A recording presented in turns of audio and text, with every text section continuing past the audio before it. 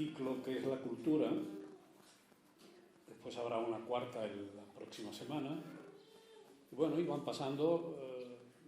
a pasar una serie de, como lo hemos dado en llamar desde el primer día y con los epígrafes que ponemos en el cartel, unos maestros, unos coach, como se dicen ahora, entrenadores en el arte de pensar, en un momento en que el Ateneo transformamos esta sala en una escuela de adultos, como lo hemos llamado. Adultos que venimos en esa escuela permanente que tenemos que estar en la vida, perfeccionando nuestras actitudes de comprensión, de escucha, de atención y de resistencia frente a la debilitación, al debilitamiento o la desaparición de estas actitudes empujados por el vértigo de la vida que vivimos, ¿no? Entonces hoy tenemos los dos bueno, agradezco mucho, por tanto, a los que venimos a oír a Irene Valle Corpas y a Víctor Borrego Nadal, que espero que comprobemos hoy su calidad para estimular nuestra reflexión, ¿no? Y debo ya anticipar que los dos, en unas circunstancias disímiles pero igualmente difíciles, han accedido con la generosidad con la que todos los ponentes están viniendo a estas jornadas a entrenarnos, ¿no? El acto será que presentaré lo más brevemente que pueda. Digo lo más brevemente porque yo me he enfrascado en la lectura de las cosas que ha escrito Irene y de las cosas que ha escrito Víctor, y he llenado medio blog de notas. O sea que es difícil que... creo que leeré alguna cosa, pero lo mejor es que pueda transmitiros la emoción que han despertado en mí y el interés, ¿no? De Irene Valle Corpas, lo que dicen las solapas de sus libros o la currículum al uso,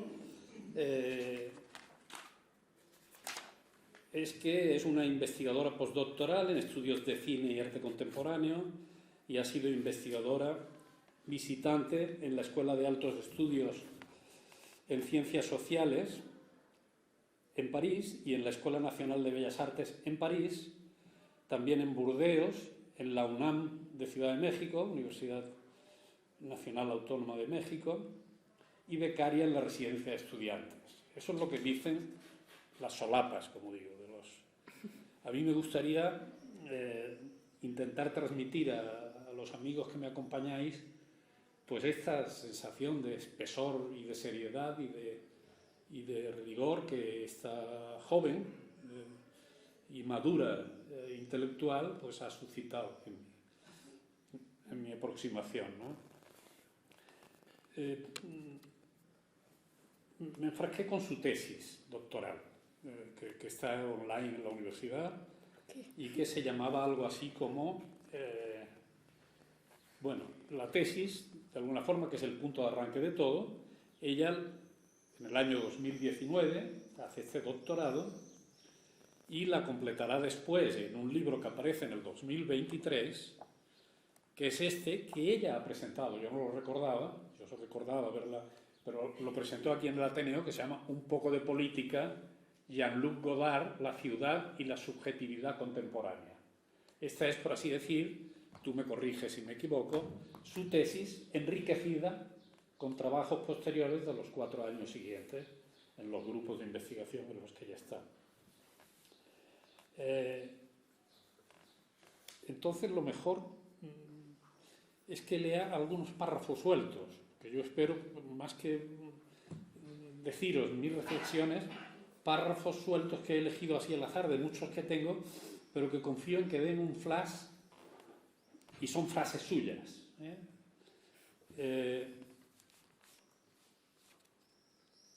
En su tesis, ya en la entrada, habla de sus directores de tesis, que me parece importante resaltar, que son la catedrática de su departamento, Esperanza Guillén, y el museísta Manuel Borja Villel, que nada menos que ha sido, sin desmerecer a Esperanza, que catedrática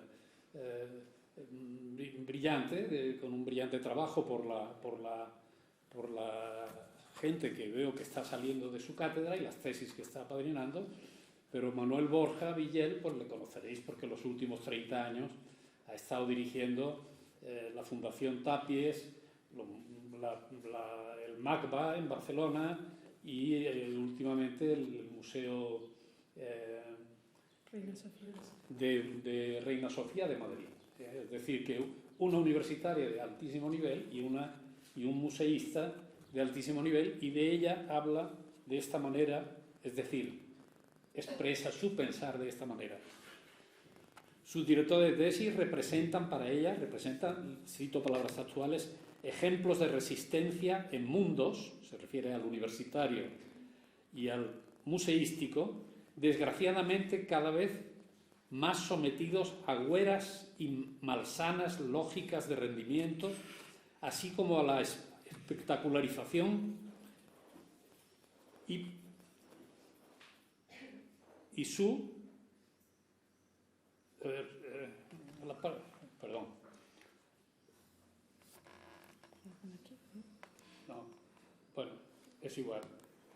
Dice que hay otra forma de hacer las cosas, otros tiempos de más largo recorrido, otras maneras de entender el arte, de más hondo calado, otros modos de relacionarse con los demás, no competitivos. En definitiva, que no todo está perdido, lo he aprendido de ellos.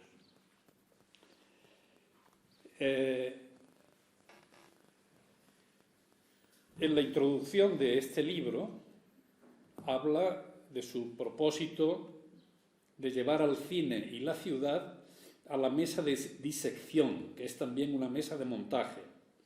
El cine y el paisaje urbano, la sociedad urbana en sus márgenes, las fábricas, la mujer, sus cuerpos.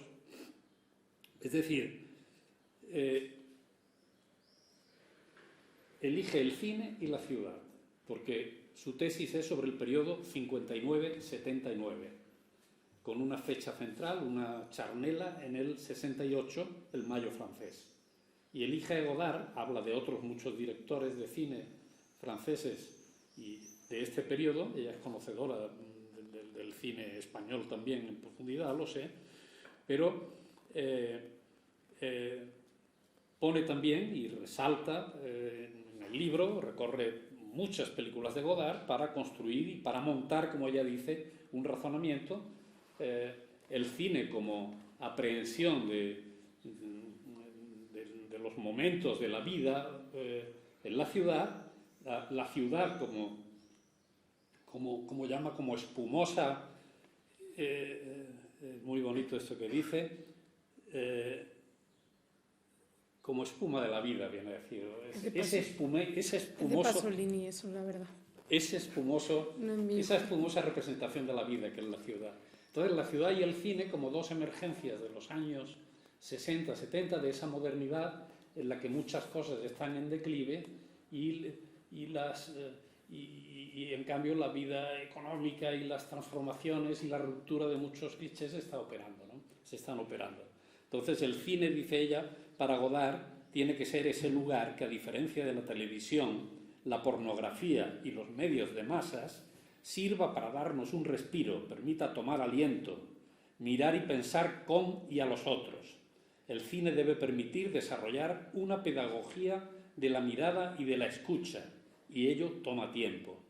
En este tomar tiempo y en detener el tiempo, los puntos de contacto, y en el cine, por supuesto, con Víctor Borrego, que nos hablará después, son grandes. ¿Puede ser el cine, se pregunta, como una escuela, como una pizarra, la pantalla, una pizarra, como ese lugar al que vamos cada día a aprender? Se pregunta.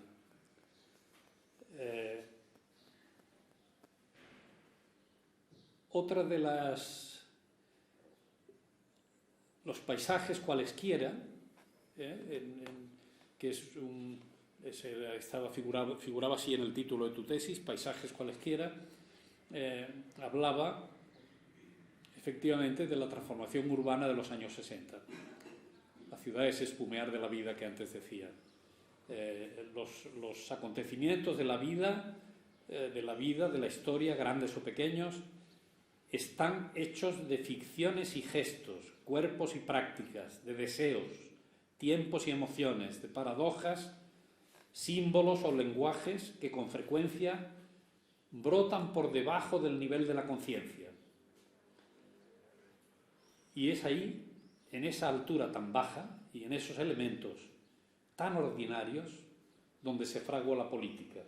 Otro de los intereses de Irene, que rinde homenaje también a Juan Carlos Rodríguez, en ese asomarse a la política y a la historia.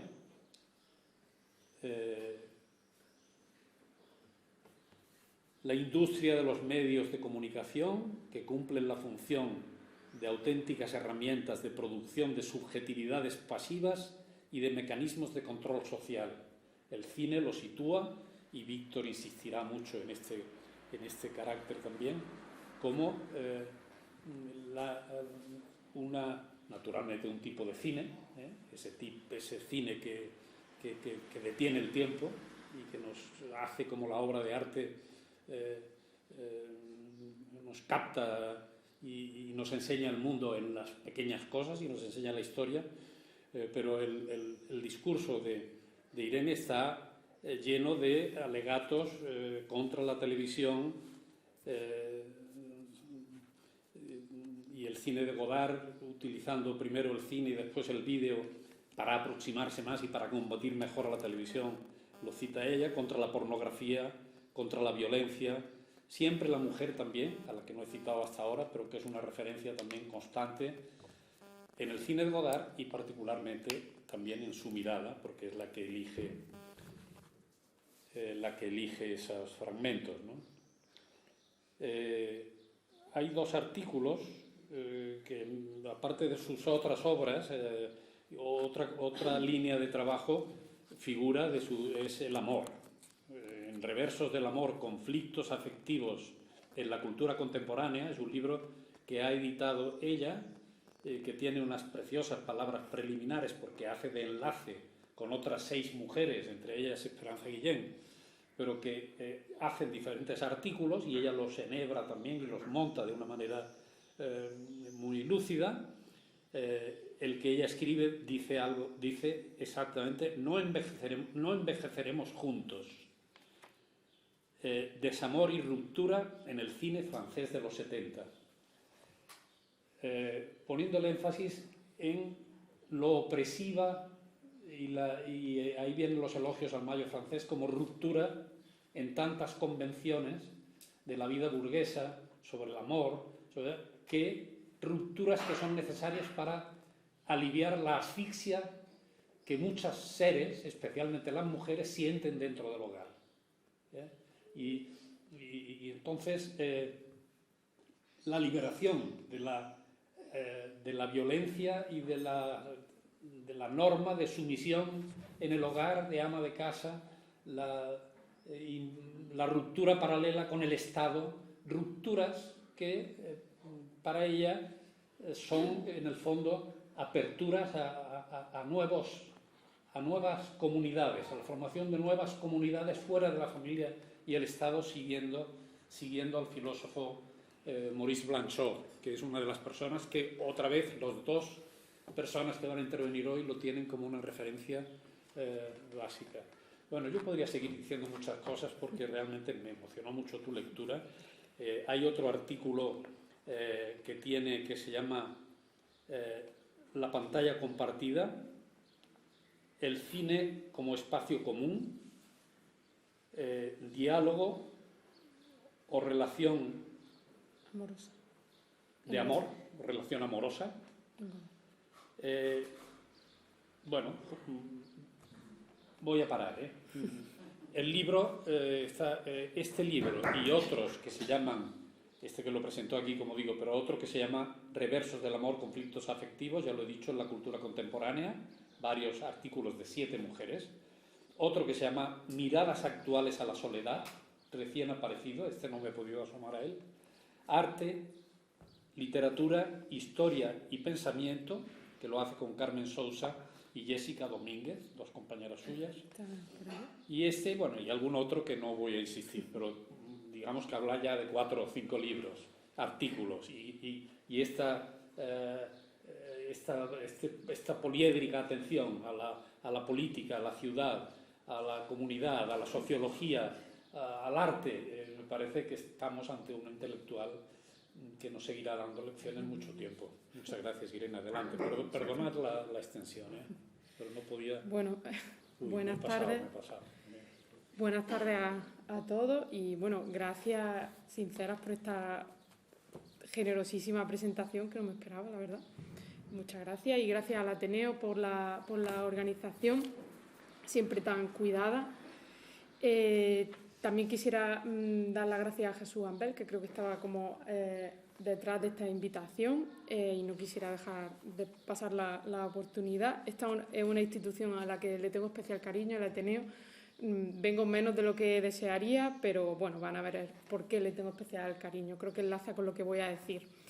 Antes de entrar en faena, me gustaría detallar 2 cosas. Lo primero es que, como habéis escuchado, pues soy profesora de Historia del Arte y de Cine, pero lo que traigo hoy aquí a la mesa nace más bien de mis paseos como ciudadana, de mis reflexiones particulares y no tanto de un proyecto de investigación o de una praxis académica así en sentido estricto, ¿no? Es evidente que una no se quita las lecturas de la cabeza cuando va andando por la calle o cuando friega los platos, da igual.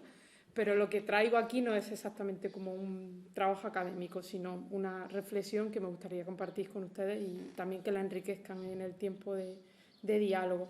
Y lo segundo es pedirle un poco perdón porque me hubiera gustado tener algo más de tiempo y lucidez mental para preparar la charla, pero hace 2 meses que tuve una niña y eso me ha ocupado toda mi cuerpo, mi alma, mi mente entera. Así que bueno, voy a ver qué puedo hacer.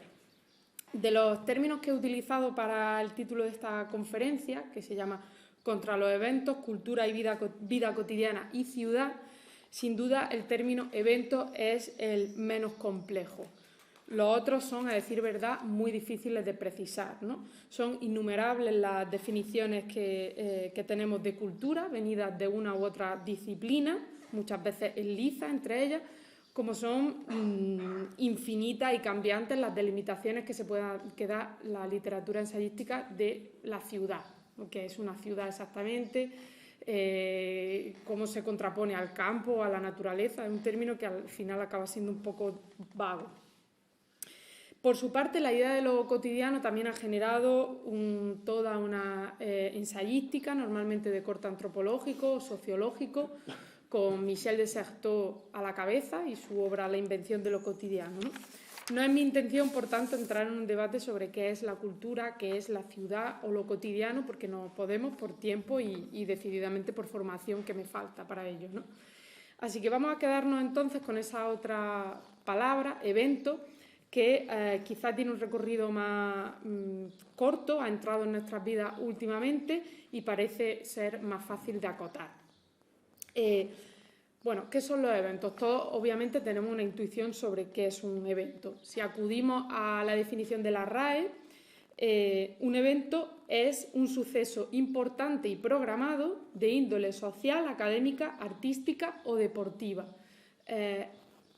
Importante y programado, nos dice la RAE, ¿no? Digamos que los eventos son días al año, cada vez más, en los que ocurre o se celebra un suceso especial. Son días marcados en el calendario, existen eventos personales, la boda de alguien o la comunión de quien fuere, y existen eventos colectivos, ¿no? Como pueda ser Halloween o los Goya o la fiesta del vino o el Retrobar o la final del Mundial del deporte de marra, etcétera, ¿no?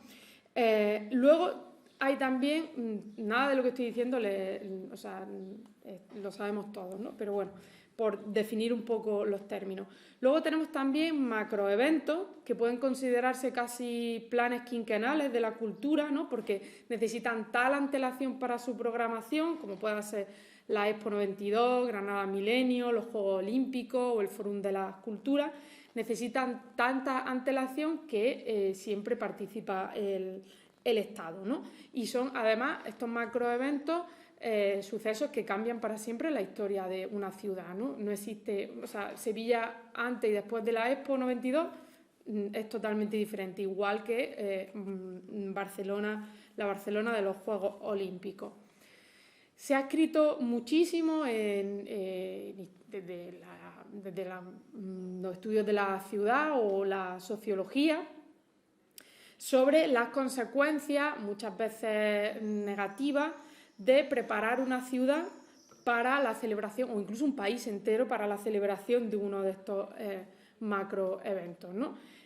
Por supuesto, el de la Expo 92 o el de los Juegos Olímpicos son los ejemplos más célebres, ¿no? Para estos macroeventos, con frecuencia, las entidades públicas invierten importantes sumas de dinero y si no se hace con un sentido cívico, es decir, para que enriquezca la ciudad, todo puede acabar en un gasto millonario para unos fastos que duran apenas 2 semanas o, en el peor de los casos y el más frecuente, tristemente, el dinero público se utiliza para remozar áreas de la ciudad y luego sube el precio del suelo, ¿no? No les cuento nada que no sepan, ¿no? Como decía, el ejemplo de la Expo 92 es palmario, ¿no? Conllevó la construcción en Sevilla de toda una zona nueva de la capital, en el río, como bien saben, que se llenó de pabellones que luego con el tiempo han quedado como auténticas ruinas urbanas, un tanto inútiles. Todavía hay algunos pabellones que se disputan, las administraciones se disputan la titularidad. Además, conllevó una serie de casos de corrupción sonados, ¿no? Todo este gasto fue con un objetivo claro de crear la imagen de que España entraba definitivamente en la modernidad, ¿no? Que España se subía al tren de la modernidad. Y para el que no entendiera la metáfora, para eso estaba un tren, ¿no? El que recorría toda la Expo, el monorraíl y luego el AVE, ¿no? La imagen del tren fue fundamental en ese año 92. También está el caso de Barcelona, que se transformó completamente para los Juegos. Se sanearon, como se suele decir, barrios del centro, se hicieron mucha infraestructura y equipamiento. En el caso de Barcelona puede considerarse que se hizo con algo más de sentido, pero en todo caso la ciudad cambió, pasó de ser una ciudad quizá un poco más underground o en la que en el territorio urbano había mucha conflictividad y lucha política, a ser otra ciudad, una ciudad ya posmoderna, inscrita en ciclos en circuitos de capital global. Luego también se intentó replicar estos macroeventos con el Fórum de las Culturas en el año 2004, un pelín menos conocido, cuyo lema era fomentar la tolerancia y la paz entre las distintas culturas del planeta. Cierro cita. Lo que pasa es que volvía a ser una jugada de especulación urbanística en la que los poderes públicos pusieron mucho dinero para arreglar o abrir a la construcción una zona entera de la ciudad por allí, por el Besós. Si hubieran querido fomentar la paz y la tolerancia entre culturas, podrían haber empezado mejorando la vida de las minorías étnicas que viven en Barcelona en condiciones de precariedad, en el Raval, pero no solo. Quiero decir, es evidente que estos macroeventos funcionan muchas veces como excusas para la especulación urbanística y obviamente no se trata de no celebrar Juegos Olímpicos, no se trata de eso, no se trata tampoco de cancelar ferias ni de no hacer nada, sino pensar que este tipo de eventos tienen que tener un sentido cívico, es decir, que tienen que estar hechos para que se generen instituciones habitadas por la ciudadanía, no para generar como gastar un montón de dinero en infraestructuras a veces un poco inútiles o en fastos faraónicos. Pero dejemos un poco al lado estos macroeventos de los que, como digo, se ha escrito bastante y vayamos más bien al terreno de los eventos de menor calado, esos que no necesitan de infraestructura, esos que no necesitan del consorcio del Estado esos eventos que se producen casi cada fin de semana en nuestras ciudades. No son, como digo, tan ambiciosos, pero sí que están cambiando intensamente la vida cultural de la ciudad o la relación de la ciudad con la cultura y a la larga nuestras vidas, puesto que vivimos en la ciudad, ¿no?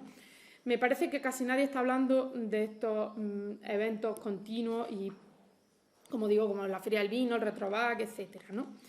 No hay que mostrar ninguna estadística ni hacer un estudio profundo de campo para saber que estos eventos se han multiplicado en los últimos años y tienen mucha presencia en la ciudad.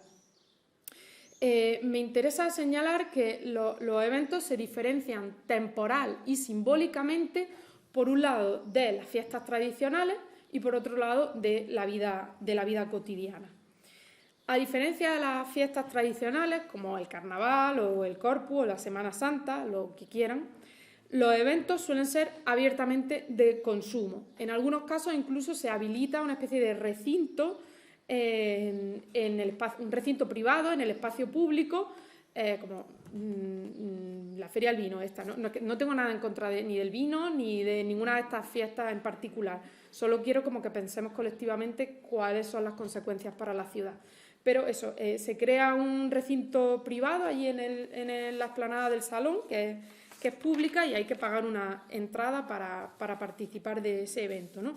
También son de consumo porque implican muchas veces la compra de pequeños productos de atrezo, como todos esos accesorios que se tienen que comprar para Halloween, o como la camiseta, si quieres, la camiseta de la selección si quieres ir a la final de la selección, o el vaso grande del Oktober, o el gorrito del día de San Patricio, ¿no? Hay siempre como que comprar algún objeto para participar, a priori para participar del evento.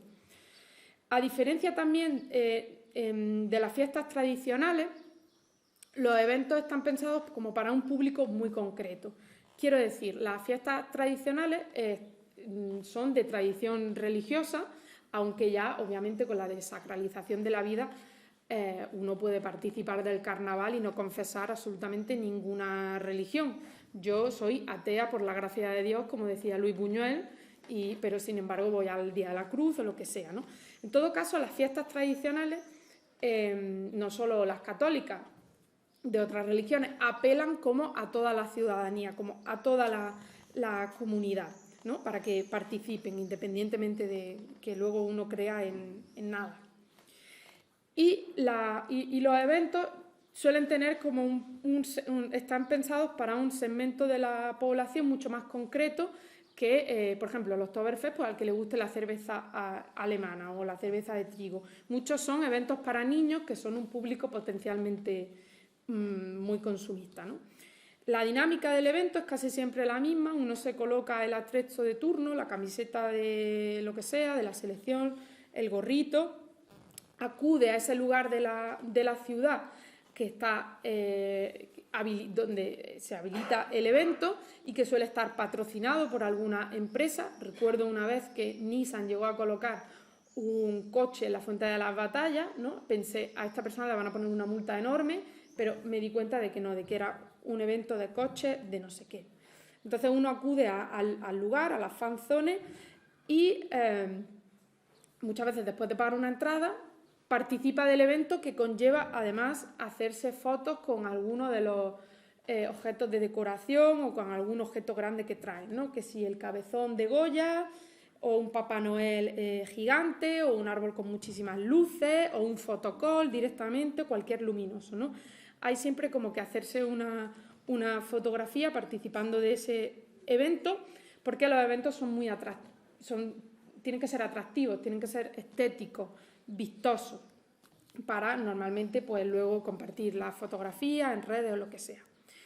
El hecho de que el evento tenga que ser atractivo implica también que se desarrolle en el centro de la ciudad, puesto que el centro de la ciudad guarda eso que Roland Barthes llamaba una erótica del espacio, una especie de simbólica especial, ¿no? Es como si los cascos históricos tienen algo que no tienen otros barrios, ¿no? Tienen como una simbólica especial. Y es curioso porque en los años 60 muchos pensadores de la ciudad, Lefebvre o Lynch, el urbanista, ¿no?, el cineasta Kevin Lynch, o Richard Sennett, quizá un poquito después, se quejaban de que los cascos históricos habían sido desatendidos por los ayuntamientos, desatendidos por los constructores. Ustedes recuerdan que en los años 60 y 70 había un montón de coches en los cascos históricos, ¿no? El primer paso para el turismo es retirar los coches. Si no, no hay manera de que el casco histórico se disfrute, ¿no? Estos pensadores se quejaban de eso, de que el centro parecía como que nadie se había dado cuenta, ni los políticos ni los constructores, de esa erótica especial que tienen las calles y los cascos históricos, ¿no? ¿Por qué? Fundamentalmente porque tienen una carga histórica. No es lo mismo pasear por una calle empedrada con suelo de Sierra Elvira que tiene 500 años que hacerlo por el granito ese falso que se coloca ahora en cualquier sitio. Y sin querer caer en ningún tipo de nostalgia, evidentemente la fenomenología de ese espacio no es la misma para nada, no te evoca lo mismo una periferia de bloques anodinos como la que yo vivo, sin problema tampoco, como con calles del Albaicín. No es para nada lo mismo. Además, en el centro, decía Roland Barthes en este texto, es donde se produce el teatro de la sociedad. Es decir, es en el centro donde creemos que se condensa la imagen de todos los ciudadanos, donde si uno quisiera hacer una entrevista sobre cómo son los granadinos o cómo son los madrileños, se iría al centro y no a un barrio que a lo mejor está muy connotado. Creemos que en los barrios, pues en La Chana hay gente de clase obrera, ¿no? Yo vivo en La Chana. O en los barrios de ricos, en el barrio de Salamanca habría ricos, ¿no? Gente de barrio, mientras que en el centro es una ilusión, es un fantasma, o sea, no es real. En el centro puede haber gente de cualquier tipo, pero sí que tenemos tendencia a pensar que en el centro es donde está la esencia de una ciudad, el teatro social. Por eso, creo, los centros están tan cargados de estos eventos, porque podrían hacerse perfectamente en cualquier otro sitio, en la feria de muestras, que para eso está la feria de muestras, ¿no? Pero no, todas las cosas que se inventan se colocan sistemáticamente entre la fuente de las batallas y el salón, ¿no? Aunque sean casetas de quita y pon que se podrían llevar al Zaidín o se podrían llevar a Cartuja, se colocan sistemáticamente en el centro, ¿no? Porque hay un aprovechamiento de esa semiótica, un aprovechamiento económico de esa semiótica que tiene el casco histórico, ¿no? Esto es peligroso en la medida en que el aprovechamiento se produce una paradoja. Si el centro es el lugar más atractivo por donde pasa más gente, solo aquellas empresas que tienen mucho dinero podrán, porque sube el precio, podrán instalar su establecimiento en el centro. Burger King, Alehop, Starbucks, estoy poniendo ejemplos de Granada, van a colocar su establecimiento en el centro. Nadie pone un Starbucks en el Zaidín, obviamente, ¿no? Ni va a poner el Alehop, yo qué sé, ¿dónde vives tú? Pues allí, ¿no? Si las grandes empresas van colocando su establecimiento en el centro, se va a perder el encanto de ese centro porque ya es otra ciudad que se parece a cualquier otra, ¿no? Lo que Rem Koolhaas llama la ciudad genérica, ¿no? La calle de las tiendas. A veces incluso las empresas se colocan en estos lugares, en estos centros, pero no tienen intención de hacer ningún tipo de actividad económica. Un ejemplo muy famoso es el Benetton de la Fontana di Trevi. En la Fontana di Trevi hay una tienda de Benetton. Nadie compra, nadie entra a comprarse un jersey o un polo.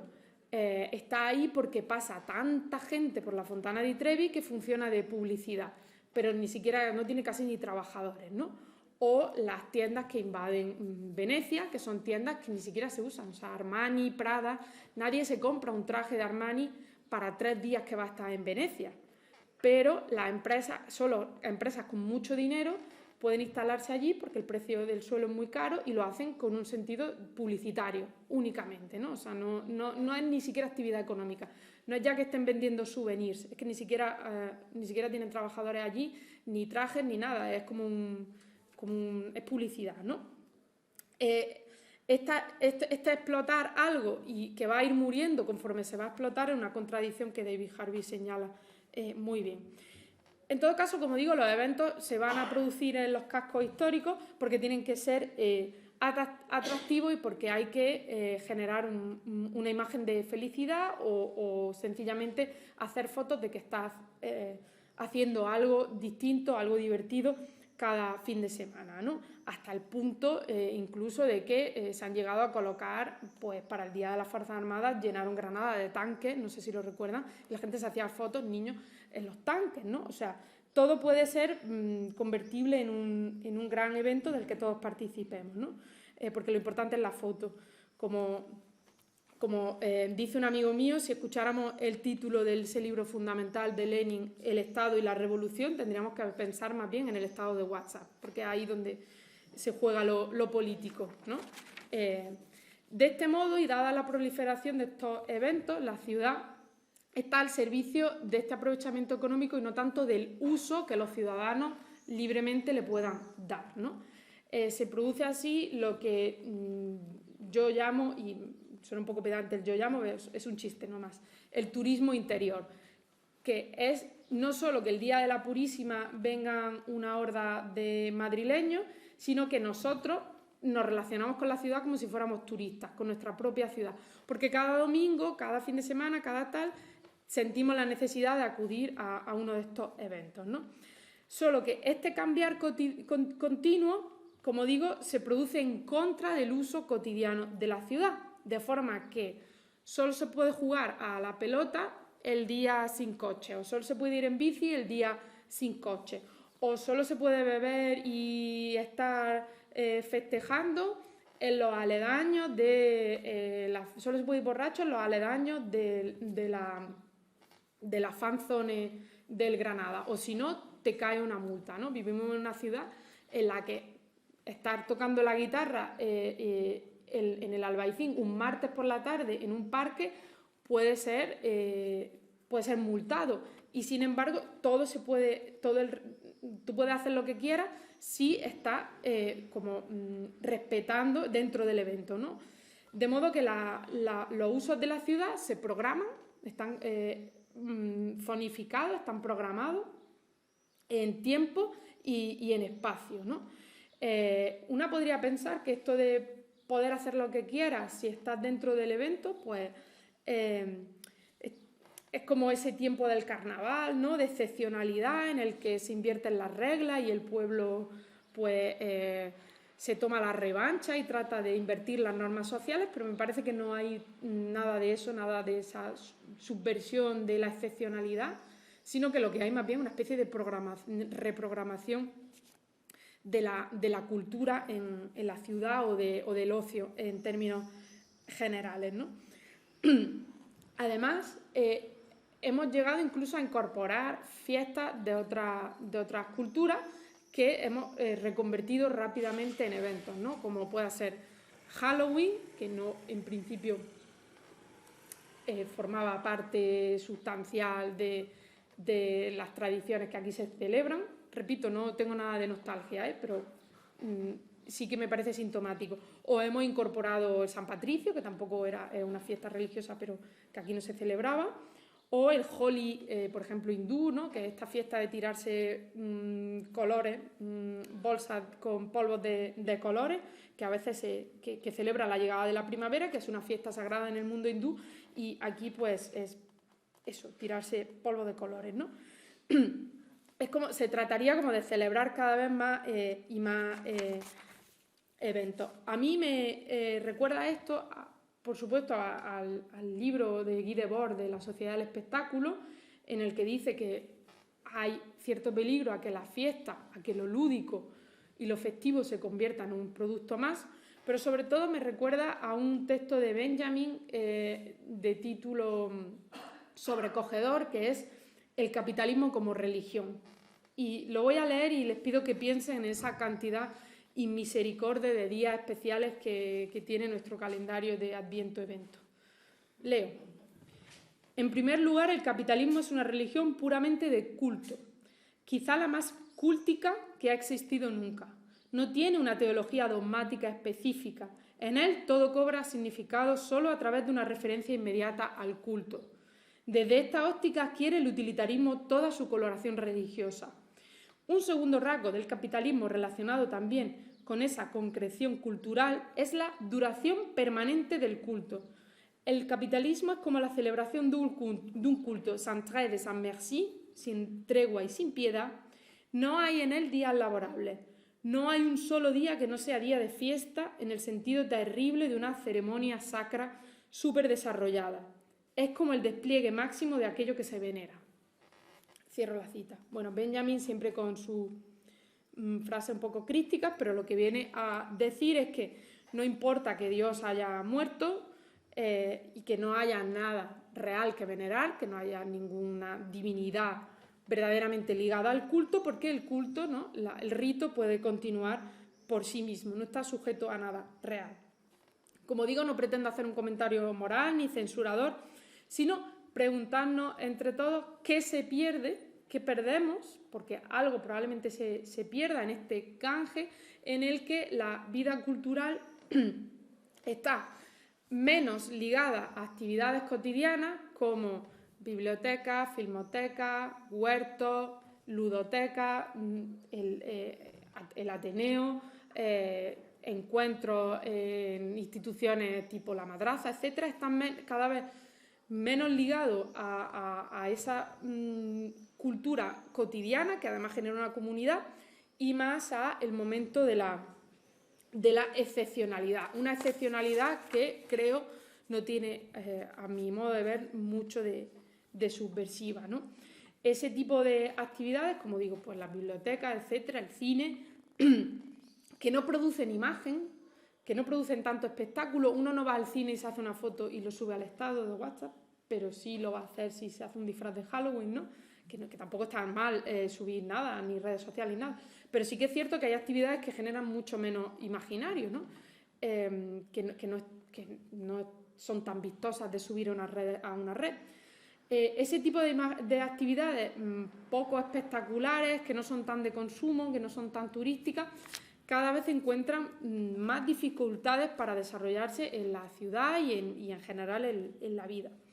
Voy a explicarlo ya lo he explicado, pero voy a utilizar un ejemplo que creo que es muy claro. El cine, que es además mi campo. Ustedes se habrán dado cuenta de que en Granada no hay cines. Están desapareciendo, solo queda el Madrigal, con un público muy entregado, muy envejecido, entre el que me encuentro orgullosa. Yo soy una vieja encerrada en un cuerpo de joven, esa es mi disforia fundamental, pero el resto de cines han cerrado, como ustedes saben, ¿no? Los cines han sido paulatinamente desde los años 90 y fuertemente hoy relegados a los bordes de la ciudad, a los centros comerciales, a las multisalas de los centros comerciales como Kinépolis o Serrallo, y además de eso, además de ser espacialmente expulsados, es que pierden público sistemáticamente. El cine pierde público por muchas razones, no solo porque haya eventos, por muchas razones. Es caro, la gente ya no aguanta 2 horas en un sitio, efectivamente no hay cine de barrio, están las series, está el móvil, la vida es muy complicada, la gente trabaja mucho, etcétera, etcétera, ¿no? Pero lo curioso es que sobre esta especie de agonía continua del cine, lo que han proliferado son, contrariamente, eventos relacionados con el cine, como el Retrobar o los Goya, ¿no? O la fiesta del cine. Como digo, aparecen estos otros artefactos, dispositivos que son los eventos de cine, pero no hay cines, ¿no? Y suelen ser también como muy espectaculares, ¿no? Ya me gustaría a mí, por ejemplo, que el Retrobar tuviera los precios retro y que además de ver una peli retro costara, pues yo qué sé, 2 pesetas o lo que costara ir al cine en los años 50 si quiero ver una peli de Hitchcock, porque no era nada retro el precio, ¿no? Era bastante pomposo todo aquello, ¿no? Y yo me pregunto, ¿qué tiene que ver con el cine desplegar una alfombra roja gigante en la carrera de la Virgen y poner un montón de cacharros, o llenar la ciudad de cabezones de Goya, a mi modo de ver, nada, ¿no? Tiene más que ver con esta otra cosa, que digo, a lo mejor no la censuro, o a lo mejor sí, tengo que dejar de decirlo ya porque puede parecer evidente, pero que es otra cosa, que no es exactamente el cine, esto otro que aparece, ¿no? Como digo, hubo un momento en los años 90 en el que el cine quedó fuera de la ciudad, pero es que ahora parece que está quedando fuera del tiempo, está siendo relegado a la semana del cine. Para mí, todas las semanas deberían ser la semana del cine, la verdad. A eso me refiero con una reprogramación de la cultura, un deslizamiento de lo cotidiano a lo eventual. O quizá a lo mejor es que lo cotidiano es este otro calendario en el que cada semana es distinta, ¿no? Habría que preguntarse también con el psicoanálisis en la mano. Yo no tengo la formación, no está aquí Jesús, pero hay mucho de psicoanálisis en esta institución, felizmente. Habría que preguntarse por qué las personas tienen una especie de deseo de deseo de que cada fin de semana sea distinto, de un deseo de acontecimiento, lo llamaría yo, o un rechazo a la vida cotidiana que a lo mejor es un poco alienante, ¿no? O quizá también hay un deseo de que haya otras personas que te programen el ocio, ¿no? Como esos monitores de tiempo libre. No sé si alguna vez han pensado, la expresión es bastante oximorónica, ¿no? ¿Cómo te pueden monitorizar el tiempo libre? Si es libre, ¿cómo se puede monitorizar? ¿No? Hay una especie de deseo de que haya alguien que programe y ya sabes lo que tienes que hacer este fin de semana y no lo tienes que pensar tú, ¿no? No lo sé, no sé la respuesta, ¿no? Pero sí sé que cada vez más hay días como muy especiales y cada vez más hay una ocupación del espacio público por este tipo de artefactos. Creo que ahora mismo en el salón, no he pasado porque como digo vivo en La Chana, creo que hay como un enorme autobús del Corte Inglés en el salón para que se ha convertido en una feria muestra, para que... no sé bien, pero creo que tiene que ver con la belleza o con la estética o algo así, ¿no? Otro inmenso cacharro al que iremos o no, si es posible, pero que vuelve a ocupar el espacio público con este tipo de... Es que no sabría ni cómo llamarlo, dispositivo o algo. El problema de todo lo que digo es que parece describir un mundo donde no existen las grietas o es tremendamente oscuro, ¿no? Yo creo que todo va cada vez a peor, pero no soy pesimista. Creo que se puede pensar que nos dirigimos hacia el abismo absoluto y la guerra y la muerte, pero sin embargo no soy pesimista, no me tengo por pesimista. ¿Por qué? Porque creo que hay soluciones y hay lugares de resistencia, ¿no? Has citado, y te lo agradezco mucho, la introducción en la que digo que mis maestros y directores de tesis son un ejemplo para mí de resistencia. Y lo que estamos haciendo aquí, y esta institución es para mí un ejemplo de resistencia, ¿no? Es un lugar en el que pues se reúne la gente y piensan juntos sobre cosas que les conciernen.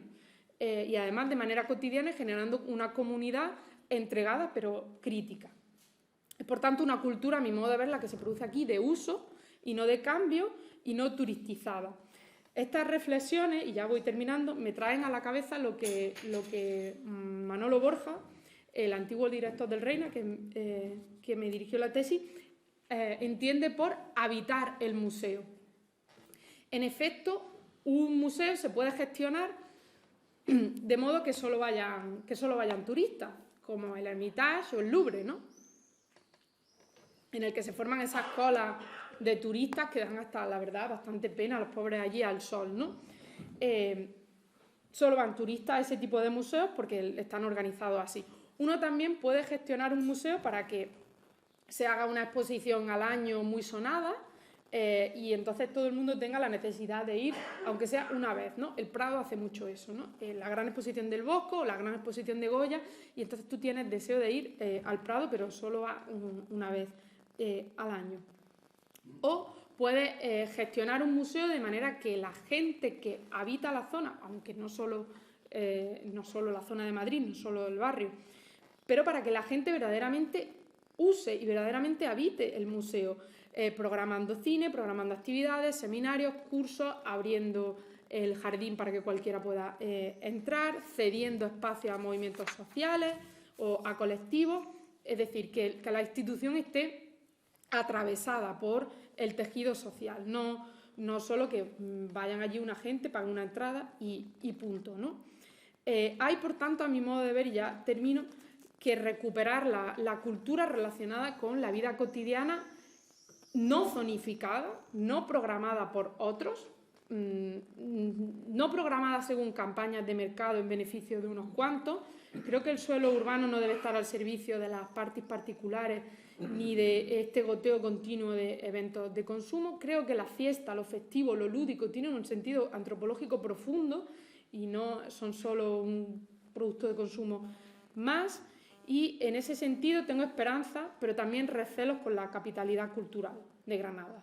Si sirve para que los ciudadanos podamos usar las instituciones y la ciudad, habitarla, hacerla nuestra, no de manera patriotera o nacionalista, no tipo que bueno está el jamón ni nada de eso, sino nuestra en un sentido de uso, entonces sí.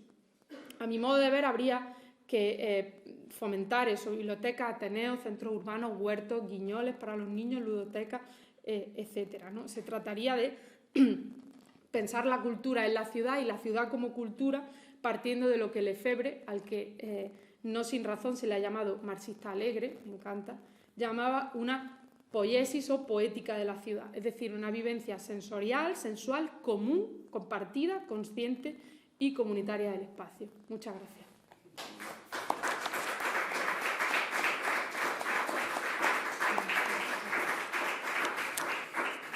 Espero no haberme colado mucho. No. Tienes más tiempo si quieres. No quería quiero escuchar también a Víctor. Sí. Y a la gente, bueno, muchas gracias. Ya veis que no tiene nada que ver con Godard, pero... Solemos hacer el turno de intervenciones, que no será muy largo, pero solemos hacerlo al final. Yo no sé si tú podrás esperar. Bueno, no sé si si... podemos, es que no sé cómo está mi niña. Por si tuvieras que salir, como quiera, que con Víctor había quedado a las 8:30, si quiere alguien hacerle alguna pregunta a Irene, porque las necesidades de su pequeña Lara pueden raptarnos a Irene, el pecho es lo que pues tiene. quizá lo podemos hacer porque tenemos, antes de que empiece Víctor, todavía unos minutillos. Yo pregunto si hay algún estudio empírico donde se contraste este tipo de actividad cultural que vos has mostrado preferencia, ¿no? Claramente has mostrado preferencia por un tipo de actividades o eventos y no por otros. Pero si hay algún estudio empírico para saber dónde la gente está más a gusto, con qué tipo de eventos, pensando en que al final la ciudad para la gente, si queremos que la gente esté a gusto en la ciudad, claro.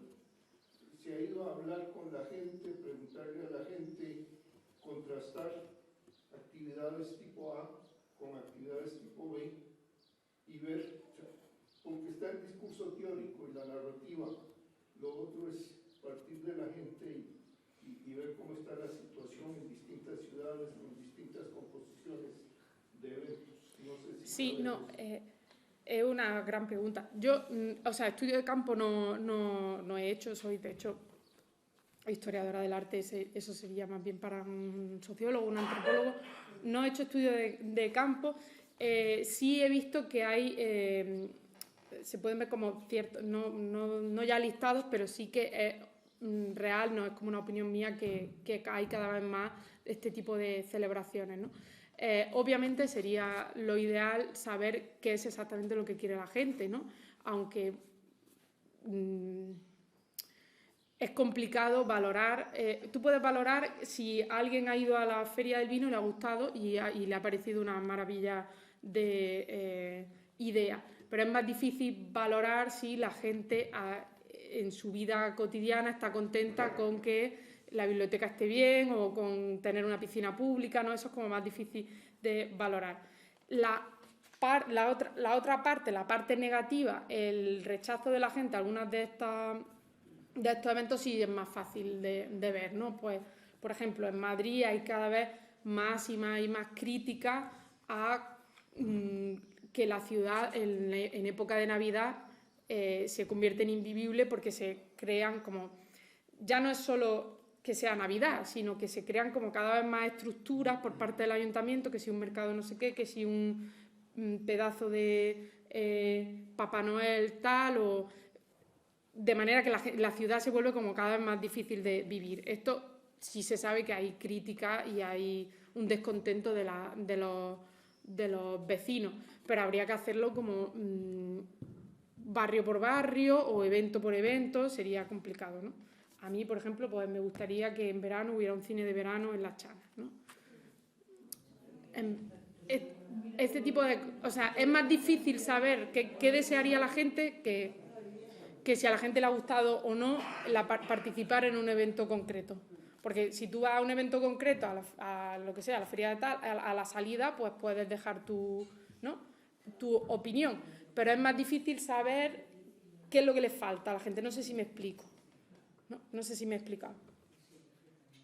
Digamos, es que generalmente se hace tomando 5.000 ciudades en el mundo y categorizando ciudades de acuerdo a eventos culturales, deportes, que también no lo mencionaste, pero deportes, sí, hay simple actividad comunitaria, lugares, espacios para conversar, sí, pero zonas verdes, todo eso se toma en 5.000 ciudades, se miden los distintos, y ya después lo demás es estadístico, y entonces se encuentra qué atributos de una ciudad contribuyen más a que la gente esté a gusto en esa ciudad. Eso se hace. Sí, lo sé, pero no sé si en el caso concreto de...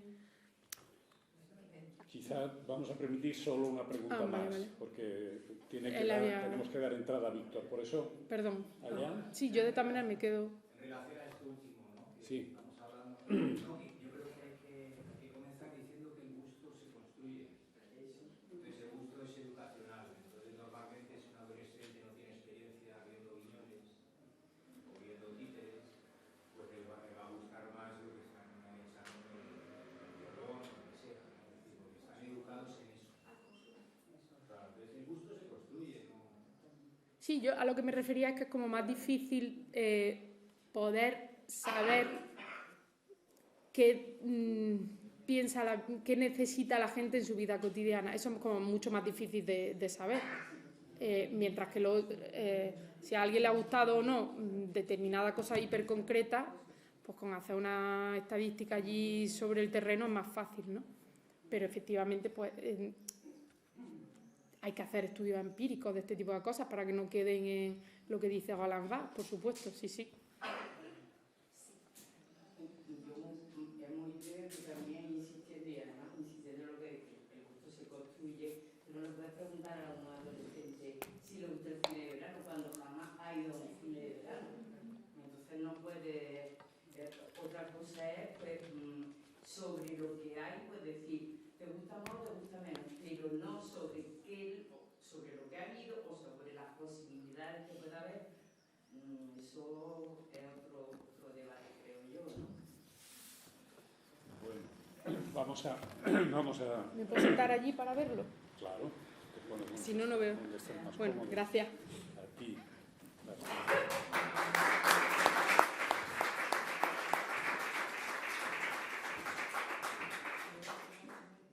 Bueno, bienvenido a nuestra escuela, Víctor. Víctor Borrego Nadal es profesor de escultura, en el Departamento de Escultura de Bellas Artes de la Facultad de Bellas Artes de Granada, y bueno, donde imparte un grado, pues materias como arte y diversidad cultural. En el máster en producción e investigación de arte, lleva un módulo que se llama pensamiento y discurso crítico del arte. Pero Víctor, como si quisiera rebasar los muros tantas veces rígidos de la institución universitaria, de la enseñanza universitaria tan reglada en muchos aspectos,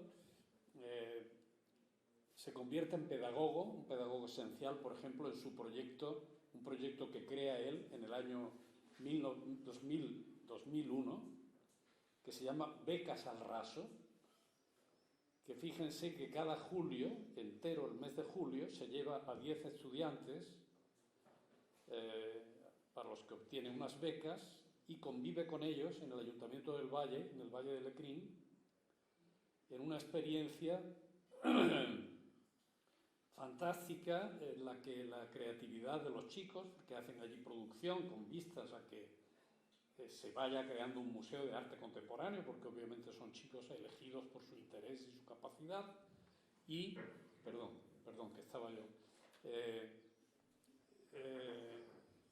se crean seminarios, los chicos participan los estudiantes participan en la vida social de la zona. Es decir, es un proyecto que me parece que tiene un extraordinario valor que debo resaltar aquí. Luego, yo le he conocido personalmente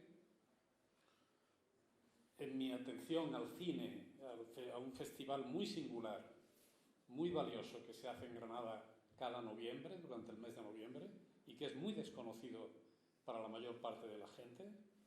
Enlaza con lo que estábamos diciendo de la cultura, pero esto es una que se llama Cinemística. Pueden ustedes mirar en la web y vean las películas que se han proyectado. Se presentan, es un cine independiente, absolutamente sin subvención alguna, otra que las de el puñado de amantes del cine que contribuimos muy modestamente a la celebración de este festival. Un cine poético, un cine trascendental, un cine en el que la lentitud nos hace reflexionar sobre la vida, ¿no?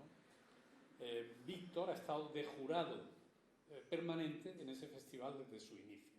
Es decir, jurado quiere decir que se ha de ver centenares de cortos y mediometrajes y después emitir unos juicios críticos y una valoración. Este conocimiento que tuve de él fue el que me hizo invitarle en un libro que publicamos hace menos de 10 años, un seminario que hicimos aquí en el Ateneo, que coordiné yo, sobre la cultura de nuestro tiempo. Aquí tienen, este es un libro editado por la Universidad de Granada, en el que hay un artículo muy bonito de Víctor y de otros sobre el cine, pero hay muchas intervenciones aquí porque la cultura de nuestro tiempo quería aproximarse al saber como multidisciplinar, a la transversalidad, algo que está en una pregunta que hizo aquí la sesión anterior el filósofo Luis Sáez, una pregunta diciendo, ¿no estará en la transversalidad y en la intercomunicación entre los saberes una cierta respuesta animadora de la apatía y de la posesión que sobre nosotros los individuos ejercen los medios de comunicación de masas y el consumo? Aquí habla del cine en un artículo magistral, Víctor, mostrando la capacidad del cine para hacernos recobrar la sensación de realidad. Contrariamente, dice que se piensa que el cine es una herramienta que utiliza la ficción. El cine nos hace recobrar la sensación de realidad, nos ayuda a percibir la sensualidad del mundo gracias a su recurso de detener el tiempo y hacer vivir al observador la eterna duración comprendida en un instante. El cine, como un sueño artificial, dice, que al igual que el sueño natural, nos ayuda a recordar quiénes somos.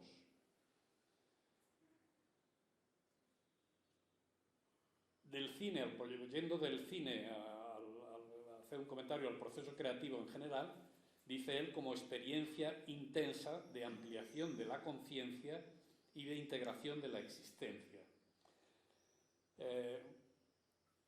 En estas reflexiones suyas sobre el proceso de creación artística, Yo he tenido la suerte de ser llamado para esta presentación a leer una decena de catálogos de exposiciones de artistas vinculados a él, desde su tutoría, desde su magisterio, que puedo decir aquí que son unos textos de crítica de arte magistrales.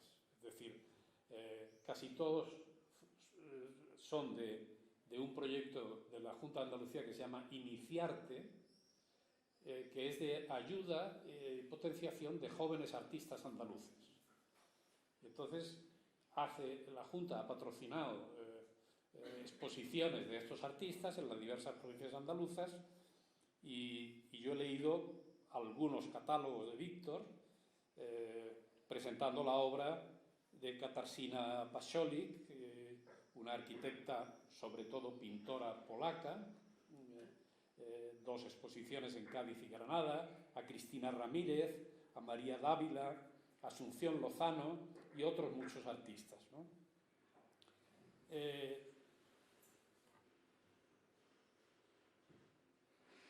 Los textos, como digo, son de una lucidez estremecedora. La cultura de Víctor, cultura ahora digo como conocimiento, pudiera parecer en otro escritor, en otro crítico, erudición. Hay algún pequeño comentario, algún pequeño texto crítico a uno de estos artistas. Bueno, todos están llenos de personalidades de la cultura del mundo actual y de la pintura del Renacimiento. Su conocimiento enciclopédico de la cultura es absolutamente apabullante, pero en cambio en sus escritos son pretextos para ir guiando su discurso y como dándole su palabra a otros. En el fondo es la búsqueda de mediación, dice él, entre el artista y las fuentes que rodean al artista, ¿no? De las que el artista se ha servido para crear ese proceso creativo en el que lo complejo, dice él en algún momento, encuentra su manifestación completa en un objeto simple que absorbe todas sus cualidades. Cualquier cosa en la que fijas tu mirada puede ser un zahir, que es una palabra que yo he aprendido de él en los catálogos. No conocía el cuento de Borges, pero zahir es ese objeto aparentemente trivial, dice él, un libro, una ventana, en la que la mirada detenida nos hace entrar en un éxtasis introproyectivo de esa... realmente recupera la sensualidad de las cosas y del mundo. Los textos, como digo, son verdaderamente, cuando cita textos en los que ver sin mirar, mirar sin ver, Sontag la toma para citarla a propósito de restablecer el poder de la obra de arte, dice, no necesita de una hermenéutica, sino de una erótica. No la búsqueda de sentido, de comprensión, sino el sentir la experiencia estética. O sea, son verdaderas frases que te conmueven, ¿no? Y lo mismo que con Merleau-Ponty y Rimbaud y María Zambrano y Blanchot y tantos otros, hay algún artículo de estos en los que digo, como habla, pasa por un centenar de citas, literalmente un centenar, en el que navegas con una suavidad que en otros autores te abruma, ¿no? En otros autores los pies de página, las excesivas citas parecen una erudición. En él es una manera casi humilde de esconderse detrás de estos autores para hablar de la plenitud y su compromiso con la comunicación que tiene con el espectador de la obra de arte. Víctor, me gustaría decir muchas cosas porque tengo también el cuaderno lleno de notas de estas lecturas que he hecho de ti, pero creo que debemos oírte a ti y muchas gracias también por, insisto, en que ha hecho un esfuerzo. Iba a estar aquí, pero circunstancias personales le han tenido que llevar a Madrid y no obstante esta dificultad está con nosotros, así que nuestro aplauso para él. Gracias, Víctor.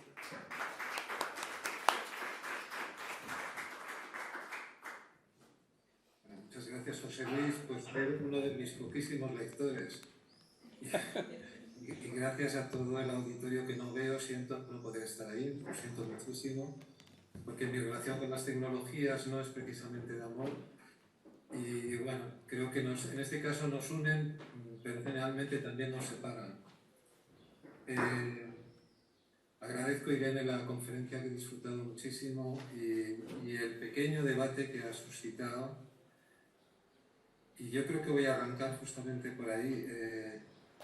Creo que la palabra cultura efectivamente tiene muchas definiciones y se refiere a muchas cosas distintas. Podemos hablar de la cultura que viene de arriba y de alguna manera se dicta a la gente, a las personas, pero la cultura de la que yo quisiera hablar, que es la cultura, yo creo, de raíz, es la que viene, la que va en sentido contrario. Viene desde la tierra, desde las raíces y asciende, de manera que las instituciones culturales, si se limitaran a escuchar, creo que harían una gestión mucho mejor que tratando de imponer o de acertar con el supuesto gusto de las personas.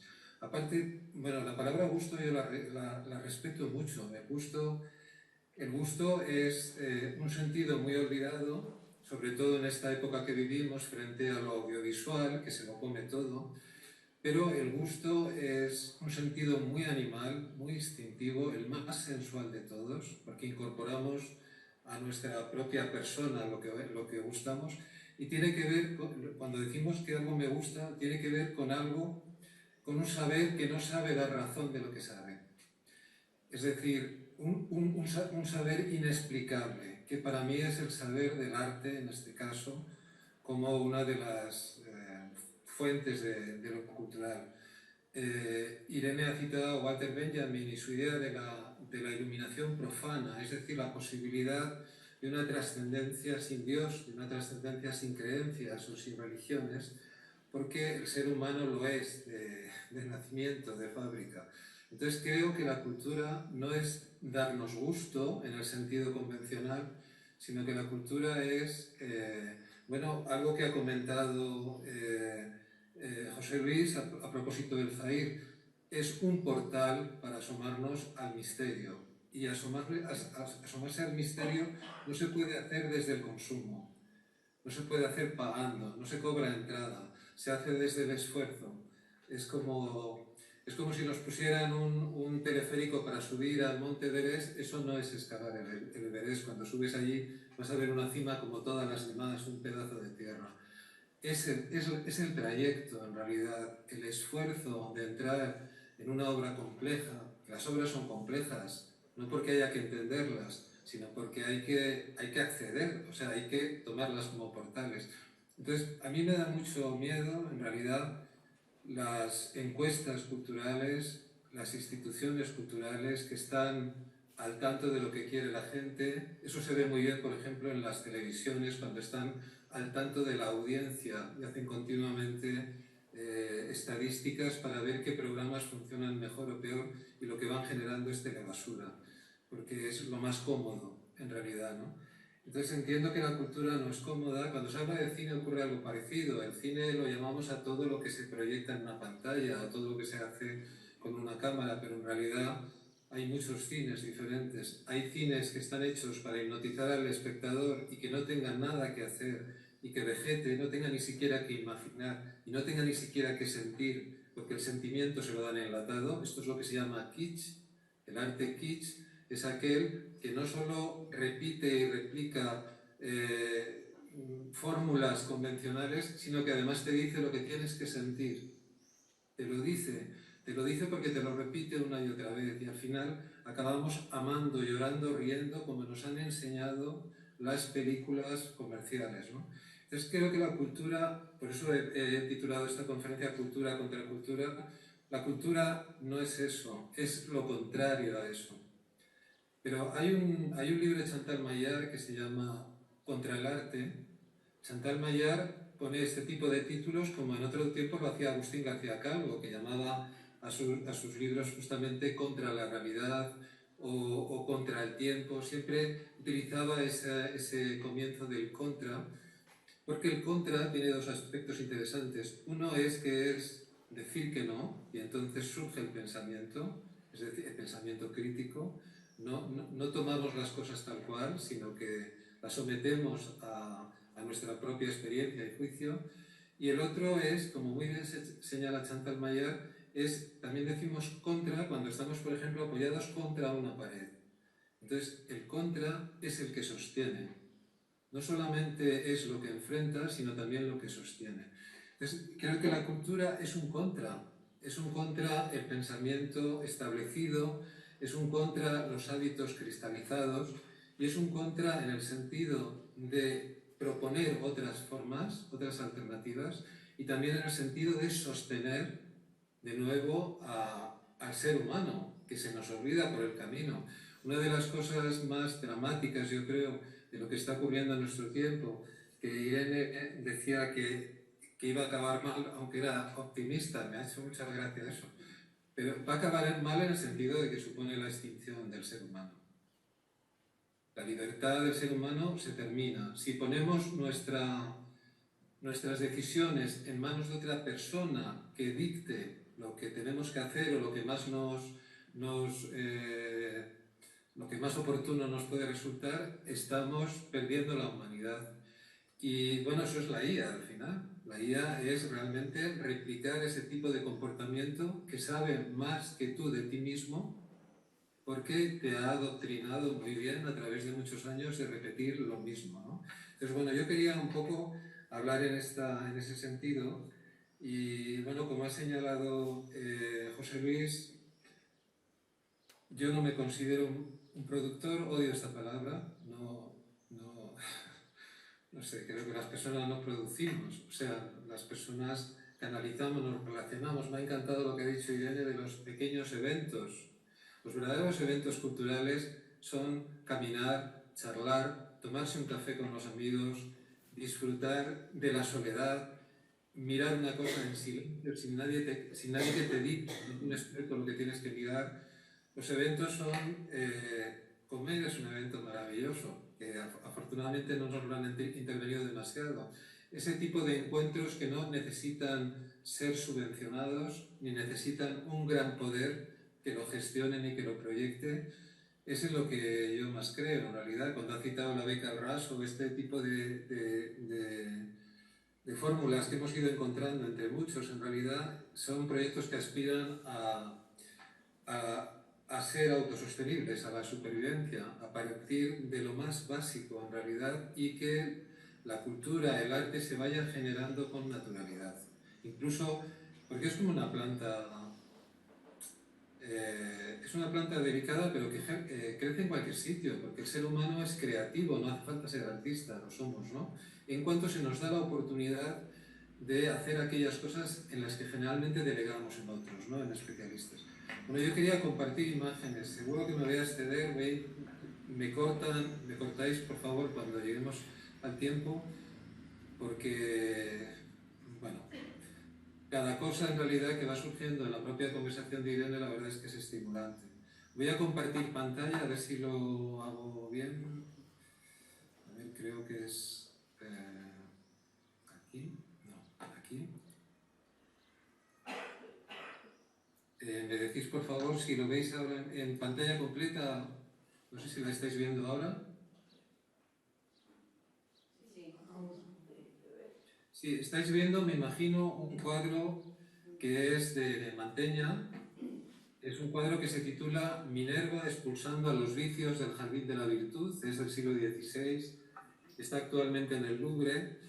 Y es un cuadro alegórico. Alegórico quiere decir que casi que es un texto que podemos leer. De hecho, el cuadro se puede leer de izquierda a derecha como un texto. Y cada figura, los elementos que porta, la situación en la que están transmitiendo una ideología, una idea, ¿no? Entonces, bueno, en principio el título lo que nos dice es que Minerva o Atenea, como no estamos en el Ateneo, Atenea es la diosa civilizadora, es la diosa de la ciudad y de la cultura, digamos, urbana, pero también de la cultura cristalizada, de la cultura que se tiene que proteger del invasor, ¿no? Entonces es una diosa guerrera que está en el jardín de la virtud, que curiosamente es un jardín artificial, es un jardín hecho a la medida de su jardinero, que es el ser humano frente al mundo, ¿no? Es un jardín que, como dice la etimología de la palabra jardín, es un recinto cerrado y protegido por una diosa guerrera. ¿Y qué es lo que hace esta diosa guerrera? Expulsar a una serie de gente, como veis ahí, que está atullida, indefensa, que son medio animales, medio personas, que no responden a los cánones, que son absolutamente vulnerables y que escapan del jardín de la virtud por el agua, seguramente por el único resquicio que hay para salir de allí. En lo alto están las virtudes cardinales que son, bueno, se pueden reconocer. Está la justicia, la templanza, que está con los que sabéis de tarot, pues es esa imagen de una mujer que está mezclando agua fría y caliente, y está la fuerza sosteniendo esa columna. Y la prudencia que falta está detrás de este muro, en el que veis una inscripción que habla justamente de que la prudencia está escondida. Estas virtudes cardinales son en realidad lo instituido como virtud, y son las que defienden, junto con Minerva o Atenea, el jardín de la virtud. Visto con la mentalidad con la que se hizo la pintura, los malos son los vicios, pero visto desde una mentalidad más humana y contemporánea, podríamos pensar que los vicios son las víctimas. O sea, todos aquellos que están huyendo e integrándose de nuevo en el mundo real, en el que no está acotado, están huyendo de ese mundo acotado, blindado, que ha generado la cultura que Spengler llamaba civilización. Spengler, en La decadencia de Occidente, dice que toda civilización pasa por un proceso de nacimiento, desarrollo y muerte, y el momento de muerte es cuando la cultura viva se convierte en civilización, es decir, en cultura instituida, en normalidad. Y la cultura real, la cultura viva, es expulsada de la civilización, es vista como lo ajeno. Pues esto lo estamos viviendo en el mundo contemporáneo continuamente, pero ya no con un pequeño jardín como el que estamos viendo aquí, sino con el mundo global convertido en un jardín universal que trata de desplazar a todo el que no comparte esas mismas pautas que se han establecido, y que se han establecido, me temo, no por la tradición, ni por las bases, ni por los microeventos, sino que se han establecido por el dinero, por el beneficio económico, que ahora mismo lo justifica todo. Justifica las guerras, justifica las programaciones de cine, justifica las programaciones de televisión, justifica los grandes eventos de los que hablaba Irene también, con un despliegue de medios públicos para hacer negocio, básicamente, para convertir las ciudades en escenarios para hacerse la foto, como ha comentado también, en escenografías en las que sus habitantes originales son expulsados, como en este cuadro, y son sustituidos por los grandes capitales que anhelan ocupar el centro de las ciudades, como estamos viendo en Granada o en cualquier otra ciudad histórica. Irene hablaba también de Rencolas y de la ciudad genérica. La ciudad genérica es aquella ciudad que es básicamente profana, es decir, que el espacio-tiempo es uniforme, que se ha homogeneizado, que no tiene hitos, no tiene historia. Y lo que ocurre es que a medida que se van colonizando los centros de las ciudades y convirtiendo en escenografías para la foto, pues todas las ciudades se van convirtiendo en ciudades genéricas, es decir, en ciudades donde la realidad es expulsada y todo es más bien un simulacro, una escenografía, ¿no? A esta cultura global, algunos pensadores la han llamado cultura mundo, gente como Lipovetsky o Hervé Lubin, o incluso en cierto modo, no la llama así, pero Gunther Anders, que en los años 40 ya está anticipando con urgencia, siente que es urgente la necesidad de introducir un poco de lucidez en lo que estaba pasando con la cultura finalmente, que era no sé, el refugio. Finalmente la cultura es el refugio de la libertad. Ahora que se habla tanto de libertad, es el refugio de la libertad esencial. Es donde verdaderamente uno puede expresarse y no tiene que pedir permiso, ¿no? Entonces, bueno, voy a hacer un recorrido en lo que me dé tiempo también. José Luis, ¿tengo hasta qué hora? Hasta las 9:30 tenemos. Vale, bueno, voy a hacer un recorrido, voy a ir empezando a hacer algunas analogías también de esto que voy comentando con otras formas de ver la realidad. Este personaje que veis aquí es Gilles Clement. Él es jardinero, arquitecto, bueno, botánico, sobre todo él se considera jardinero y ha desarrollado una serie de conceptos como el jardín planetario, que sería el ver justamente el mundo, ahora que ya el tiempo y el espacio se han reducido, como un jardín cerrado, y el jardín en movimiento y el tercer paisaje. Yo quisiera hablar del tercer paisaje porque me parece que tiene que ver con ese espacio hacia el que se van los débiles, las víctimas realmente de la cultura mundo en el cuadro de Mantella. Lo que dice Gilles Clement es que hay muchos tipos de paisajes, ¿no? Pero hay unos paisajes primarios que se producen, por ejemplo, en las islas, en lugares geográficos que están aislados de forma natural y que van a generar especies endémicas y una diversidad muy, muy rica, ¿no? No están intervenidos por el ser humano. Luego están los paisajes intervenidos por el ser humano, por la agricultura o sencillamente porque los interviene, porque los va como colonizando, que cada vez son más, y serían los paisajes relacionados con el antropos también, ¿no? Pero que no tienen en cuenta el resto de las especies. Entonces, esos paisajes que ya se parecen más a un jardín cerrado son mucho menos diversos, van creando monocultivos y dependen del mantenimiento del ser humano. El ser humano tiene que estar allí como jardinero. Y luego existe el tercer paisaje, que es un paisaje que se produce en los límites y que, pues estas hierbas que vemos a los lados de la carretera, por ejemplo, en las lindes entre el campo agrícola y el bosque, o sea, son esa tierra de nadie donde crecen las malas hierbas. Pues ese espacio, para mí, es el espacio de la cultura. En ese espacio del tercer paisaje vuelve a brotar lo diverso, lo creativo, lo resistente, y aunque el espacio del paisaje humanizado intenta colonizar todo, también el tercer paisaje lo ciega, le echa venenos para acabar con él porque son malas hierbas, el tercer paisaje tiene el talento, el don de moverse.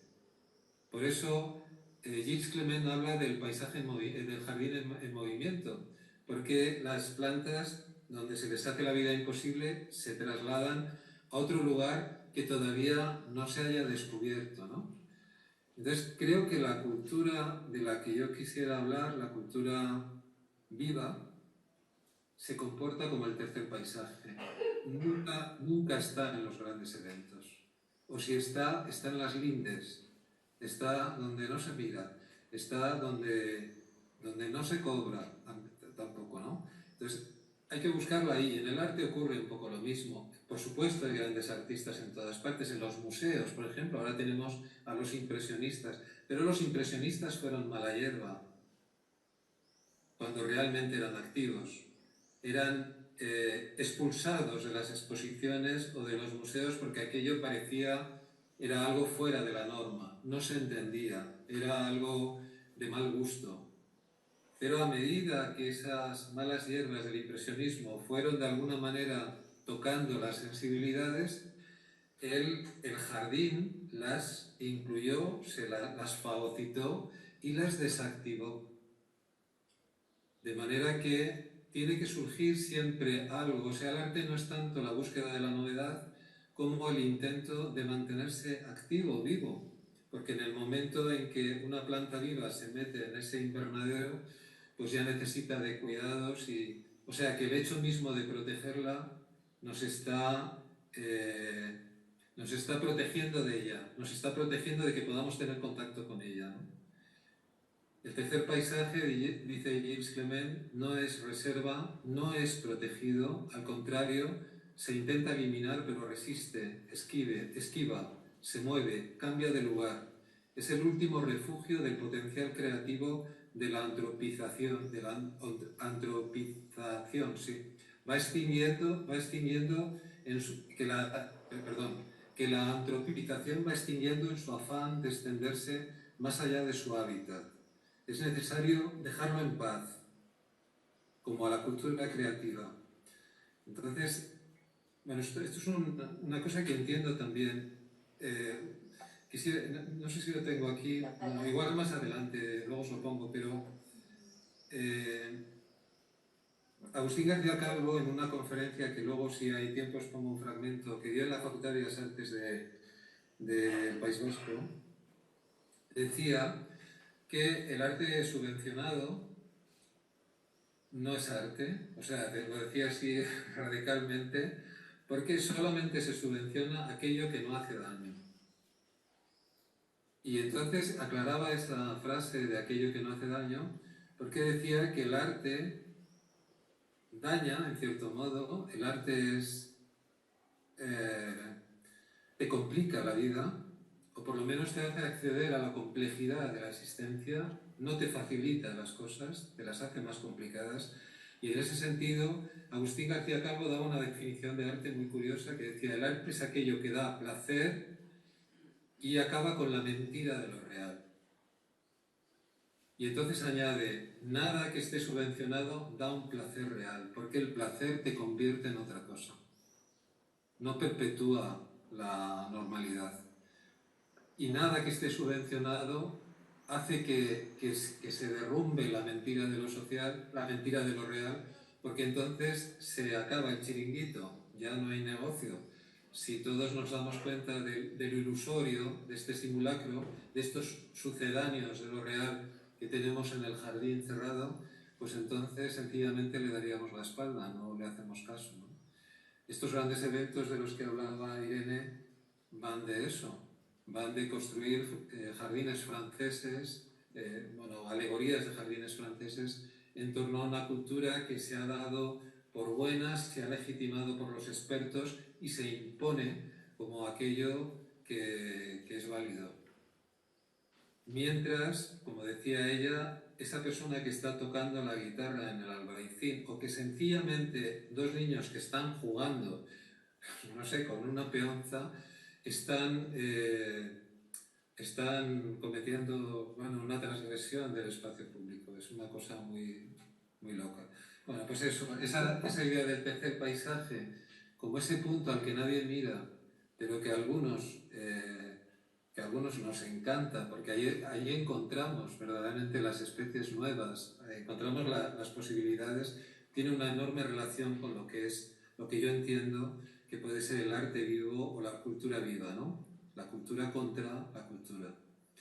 Y bueno, he traído aquí un fragmento de María Zambrano, de una pequeña entrevista, ahora os lo pongo, pero María Zambrano tiene un libro muy bello que se llama Claros del Bosque. Ella decía que su maestro de filosofía no era tanto Ortega y Gasset como Antonio Machado, porque Antonio Machado filosofaba poetizando. Y entonces María Zambrano empieza a hacer filosofía poética, es decir, dándose cuenta de que el medio, de que la manera en que se filosofa ya es una filosofía, ¿no? Entonces, en este libro ensaya algo muy curioso, y es que empieza a escribir casi de forma automática. Y habla de dos conceptos: lo rectilíneo, que es el camino trazado, las autopistas. Si yo quiero llegar en el menor tiempo posible y con las menores interferencias de un sitio a otro, de manera que el espacio para mí no es más que un problema. Y si hubiera un transbordador, mejor, porque así me lo evito. Entonces, frente a eso está lo sinuoso, que es el camino que encontramos en el monte, que no sabemos si lo ha hecho un animal o un río o es simplemente un claro en la hierba, ese camino sinuoso nos lleva a los sitios dando muchas vueltas. Pero en esas vueltas encontramos cosas mucho más valiosas que aquello que pensábamos que estaba al final del camino. Entonces ella entiende que lo rectilíneo y lo sinuoso también se da en el pensamiento. El pensamiento puede coger autopistas y entonces llega inmediatamente a su demostración, o puede perderse, como estoy haciendo yo en esta conferencia, y tomar caminos sinuosos que son derivas que no llevan a ningún lugar en concreto, pero pasan por varios lugares que para ti resultan acuciantes, porque tienes sed, tienes curiosidad, bueno, todas estas cosas, ¿no? Dice María Zambrano, en busca siempre de algo perdido, porque finalmente lo que uno va a buscar en la cultura no es la comodidad ni el agrado, va buscando una imagen perdida, algo que se le ha olvidado y que no sé, al oír determinada música o al ver, no sé, al ver determinada imagen, ha sentido que aquello lo conocía, que aquello que le venía casi, que lo tenía en la punta de la lengua, que de alguna manera le motivaba para recordar, ¿no? Entonces dice, en busca siempre de algo perdido, el sujeto anda errabundo, embobado, cercado por la realidad, hechizado por esa realidad que se le ofrece como totalidad.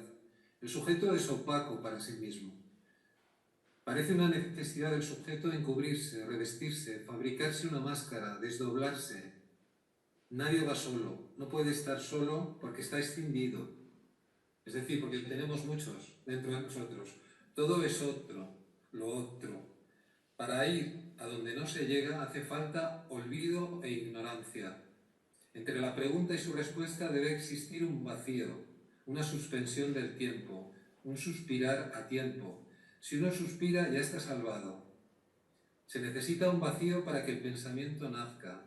Decidirse a no saber. El asombro es el origen del pensamiento. La situación de naufragio es la más propicia para que surja el pensar. Esto no es ponerlo fácil, porque todo lo que sabías no vale. Entonces, bueno, os voy a poner un fragmento de ella hablando, muy cortito, para que lo oigáis también, porque a pesar de que todos citamos a María Zambrano, no siempre es leída o escuchada, ¿no? Palabras sustanciales, palabras con sustancia, esas son las que he hecho de menos y sufro a morir.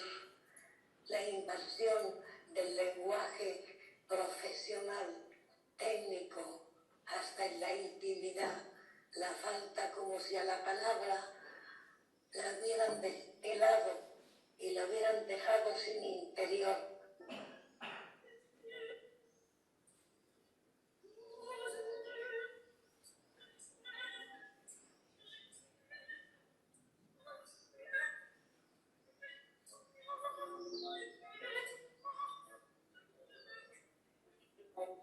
A cantar cosas, sucesos, diceres.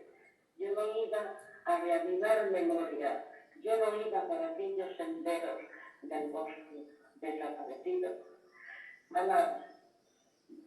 Iba a descoserme, a dejar de ser.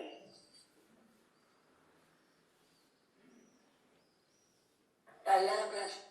Bien, bueno, de María Zambrano voy a poner algunos artistas, bueno, si me da tiempo. Este es Jean Dubuffet. Jean Dubuffet, que se formó como artista en principio, pero hay un momento en que reniega del arte porque siente que le conmueve más escuchar a una persona que está cantando mientras limpia los cristales que ir a un teatro de la ópera. Entonces empieza a darse cuenta que hay momentos en lo cotidiano que son de una intensidad y de una sensibilidad que pasan desapercibidos, que son gratis, que están ahí, pero que estamos tan pendientes del guión, de lo que tiene que ser bello, de lo que tiene que ser cultural o artístico, que nos los perdemos, ¿no? Entonces él dejó el arte durante mucho tiempo y ya con 40 o 40 y tantos años, casi 50, vuelve a partir del descubrimiento del arte de los niños y del arte de los locos, de algunos locos. Y entonces crea una especie de concepto, de categoría extraña que siempre le costó definir, que llamaba Art Brut. Art Brut era un término tomado del vino, porque su familia hacían champán o algo así.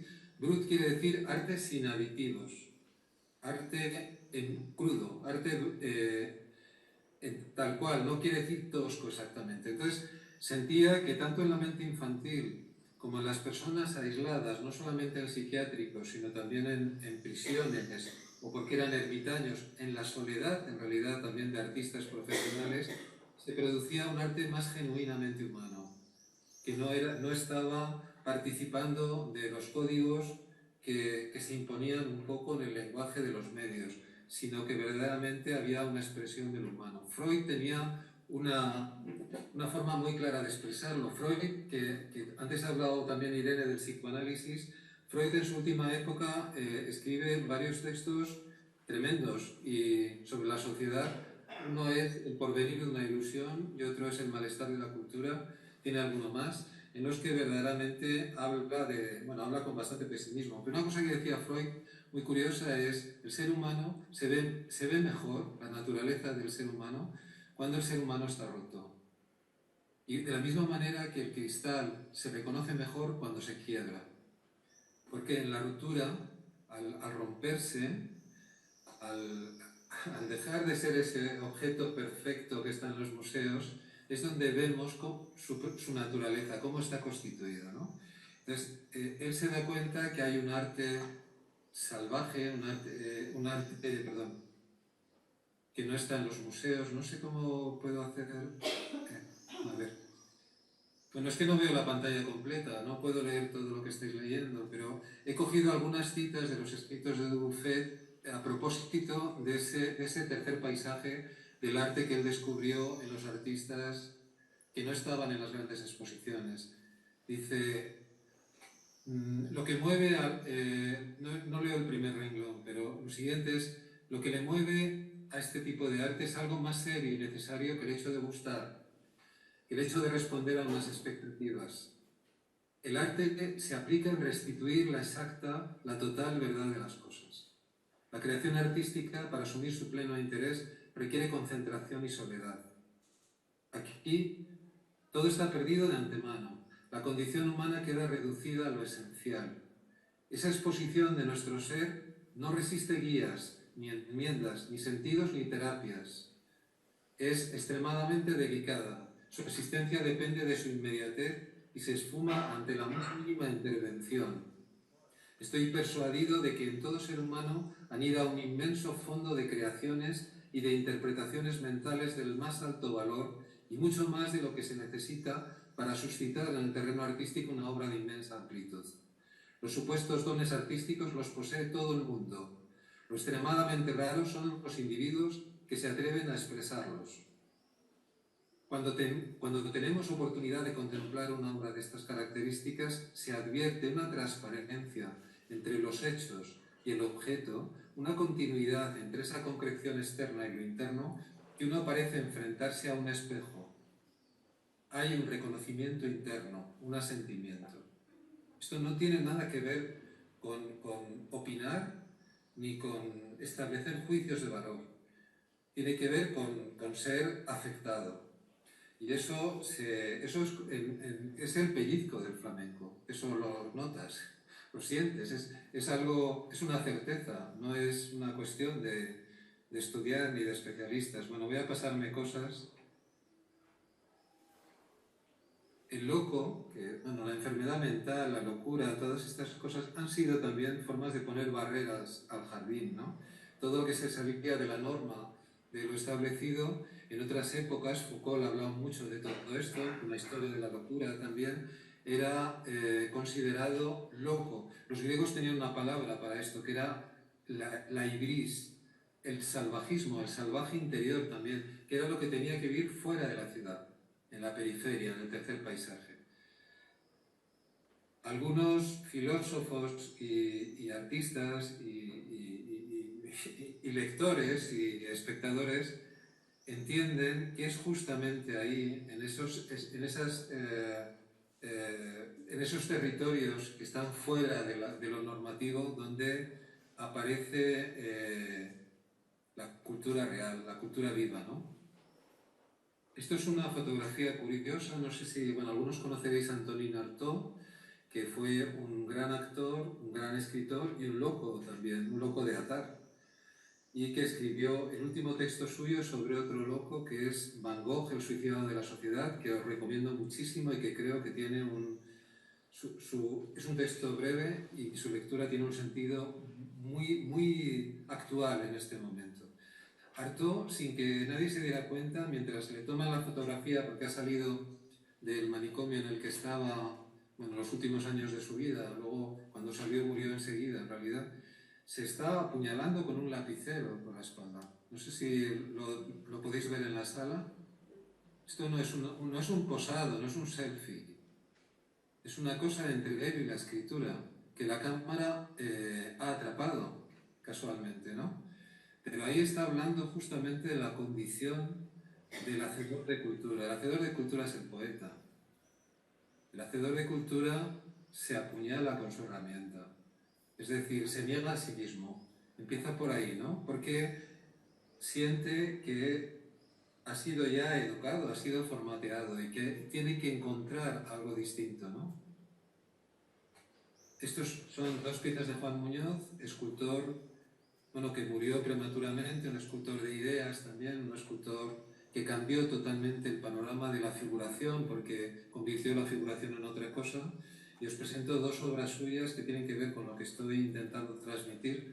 Una es esta cortina, que en realidad es un trampantojo, está pintada en la pared, no existe, pero también está pintada esta especie de hueco que cuando estás en la sala es un negro absoluto, es decir, no ves nada, pero te da la sensación de que la cortina se podría descorrer. La cortina tiene que ver con la imagen artística, que es un simulacro, es una tontería, es un portal, es un zahir también, que una vez que has descubierto que a través de ella llegas a otro sitio ya no es necesaria. Es una mentira que te comunica con una verdad, ¿no? Entonces, él lo contaba con este lenguaje tan sobrio y tan directo.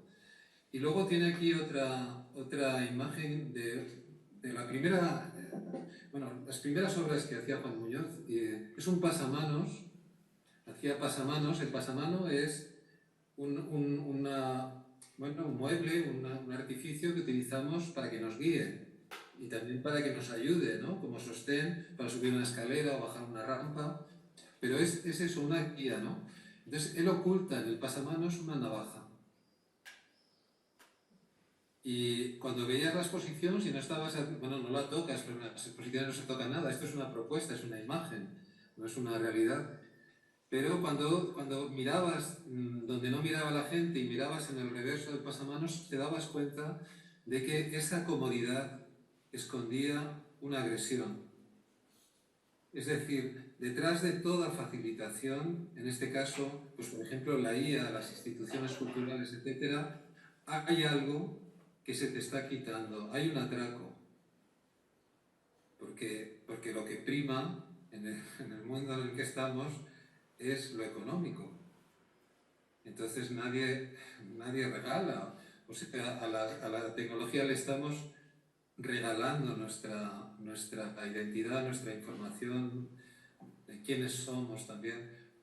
Bueno, todas estas cosas estaban ya un poco prefijadas en esa obra. Y otro visionario es Joan Margarit, que también nos dejó, maravilloso poeta, y aquí hay un fragmento de una entrevista que me encanta. Es un fragmento muy corto, pero crea una metáfora muy a propósito de lo que estoy comentando.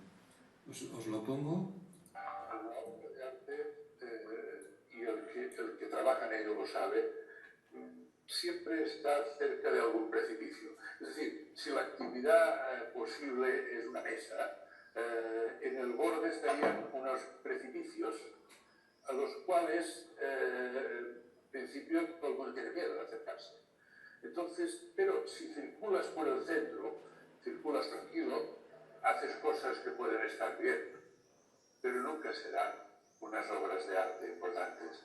Las obras de arte importantes deben buscarse cerca del precipicio. ¿Cuál es el precipicio? El precipicio del ridículo. si te acercas al máximo al precipicio pero no caes, por ahí va la manera. Bueno, dice, el precipicio es el ridículo. Hay un texto de Mircea Eliade, es una compilación de textos en los que escribe en parte sobre su amigo Brancusi, también sobre el escultor. El texto se titula Invitación al ridículo y habla de algo que seguramente a todos nos ha pasado alguna vez. Alguien es invitado a algo que no le apetece nada, a tomar un té en una casa y a donde asiste por puro compromiso, y asiste muy a su pesar, ¿no? Se tiene que vestir para la ocasión, es algo que no iba con él. Una vez que está en el evento de tomarse el té, la anfitriona le sirve el té, pero él siente que la taza está a punto de caerse y entonces, para evitar que se caiga, echa la mano y lo que produce es una catástrofe. Le tira la taza encima al vestido blanco de la anfitriona y se genera una situación absurda, ridícula. Y entonces, ¿qué ocurre en ese momento de ridículo que tú dices, ¿qué ha pasado? ¿Qué he hecho? ¿No? Lo que ocurre es que dice, ¿por qué he venido? O sea, la primera pregunta es, ¿por qué he venido a esto que yo no quería venir? Pero después de esa primera pregunta, que es la primera sensación, es, ¿por qué vivo?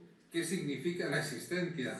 ¿Qué demonios hago yo en este mundo? Es decir, el ridículo, la sensación de ridículo, de evidencia, de vulnerabilidad en la que se pone cualquier persona que trabaja con lo desconocido, es la situación que hace que te hagas las grandes preguntas.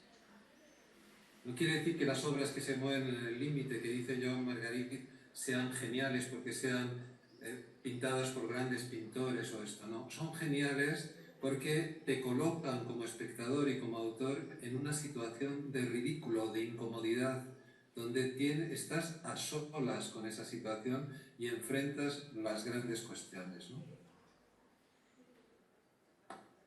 Esto es una cita de Alfred Jarry, que es el inspirador de la patafísica, que es un movimiento que todavía existe, creo que en Granada hay incluso patafísicos. La cita dice, Epicuro tiene la osadía de situar una ridiculez en el comienzo de todo. Voy a terminar con esto, me quedo como en el principio de la charla, pero veo que se me va el tiempo. ¿Por qué dice esto? Pues porque Epicuro, que era por una parte muy científico, un racionalista, quería con Demócrito, entendía que el mundo tenía un orden y que los átomos, que ellos pensaban que los átomos iban como cayendo. Os voy a poner, no sé si tengo una imagen, si tengo aquí una imagen, los átomos iban cayendo como linealmente y de forma homogénea, generando el mundo en el que estamos. Pero sin embargo a Epicuro le chocaba que esa caída homogénea no diera lugar a un mundo homogéneo, sin diversidad. Y cuando miraba alrededor veía que todo era diverso. Y no solo esto, veía que el ser humano y el animal y las plantas gozaban de una libertad, tenían posibilidad de moverse libremente, o en cierto modo, o más o menos libremente. Entonces decía, ¿cómo puede ser que una uniformidad genere una diversidad? Y entonces se inventa una palabra que es clinamen. Clinamen viene de inclinarse. Y lo que viene a decir, lo cuenta Lucrecio en De Rerum Natura, parafraseando a Epicuro, clinamen quiere decir que algunos átomos se desvían. Es accidental, se desvían de la norma, un poquito. Pero esa ligera desviación genera interferencias en todos los demás y eso es lo que genera la diversidad, la riqueza del mundo. Y la posibilidad de que nada sea predecible, de que todo sea excepcional, ¿no? Entonces, esa idea del clinamen, esto es una pieza, no sé si os la voy a enseñar mientras, de un artista que se llama Ned Kahn, que trabaja con estructuras uniformes, pero en la que vemos cómo se genera un clinamen, o sea, cómo el aire o alguien que pasa o lo que sea, pues hace que no haya una uniformidad perfecta, ¿no? Y entonces se genera una armonía, en este caso, de movimientos. Nunca sabemos dónde va a caer la gota, son cucharillas, como veis, que van recogiendo una lluvia de gotas que nunca es igual. Bueno, la pieza es muy sencilla, es una estructura homogénea en realidad, pero evidencia que el mundo no lo es. Y bueno, y voy a acabar con esto y con estos días estoy leyendo mucho a Ramón Gaya, que es un increíble pintor, pero también un maravilloso escritor y un pensador contracorriente, un libre pensador. Y a José Bergamín, otro de los grandes olvidados, también un escritor que no se parece a ninguno y que juega con el clinamen también. Bueno, el clinamen es el que da lugar a estas frases de Jean-Luc Nancy: el ser humano es libre, la piedra es libre, la liebre es libre, todos son libres porque siempre actúa una fuerza que no depende de ti, que llamamos azar o como lo queráis llamar, que es esa inclinación que todo lo cambia. Y José Bergamín tiene... Ay, a ver si lo veo... Ay, perdón. He quitado la presentación. Un momentito. Si es que le he dado... Es que me sale aquí un menú que no me deja ver completo. Arriba pone ideas liebres, ¿no? Ideas liebres. Ideas liebres es un pequeño ensayo, un articulito, un juego de José Bergamín en el que juega con una errata. Libre y liebre se parecen mucho. Y ese parecido, que puede ser una errata de la impresión, le genera un pensamiento. Dice: ideas liebres son las ideas que corren y por consiguiente las que nadie tiene. Hay que correr las ideas como las liebres, no para cogerlas, sino para verlas correr. Todas las ideas son malas, muy malas, cuando se tienen, porque se detienen y retienen, en vez de dejarlas correr. Una idea que se detiene y se retiene es una idea muerta. Bueno, voy a acabar con esto. La cultura mundo es una cultura de liebres muertas. La cultura viva es esa cultura sin ideas, donde las ideas corren, donde no son de nadie y se comporta como una liebre. Y bueno, acabo ahí, que son 1:30 y ya es muy tarde también, y si hay un tiempo para debatir, o pues como José Luis, como tú lo consideres. Muchas gracias.